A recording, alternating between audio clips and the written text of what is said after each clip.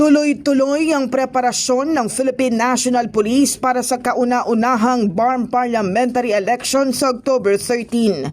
Ayon sa PNP, may nakalatag ng template upang matiyak na magiging ligtas, maayos at patas ang halalan. We will just follow the template and improve it, utilize our resources. We have our mandate to ensure that the election will push through. At kung mag-push through yung election, to ensure that it is safe, secure, and fair election.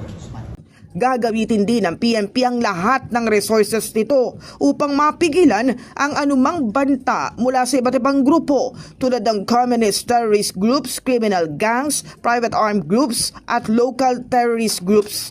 Tinatayang 16,000 dagdag puwersa ng mga pulis ang ide-deploy bukod pa sa kasulukuyang puwersa ng PNP at iba pang law enforcement units sa rehiyon at posibleng madagdagan pa depende sa rekomendasyon ng Commission on Elections. The PRO BAR ay in-account na nila, pinag-aralan ang threat groups.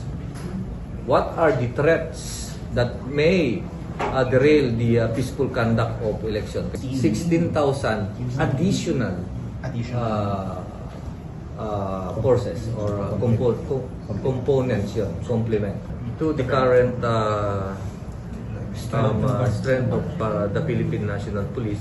In the heart of changing lives, ako si Brigada Cass Austria ng 105.1 Brigada News sa FM Manila, the Music and News Authority.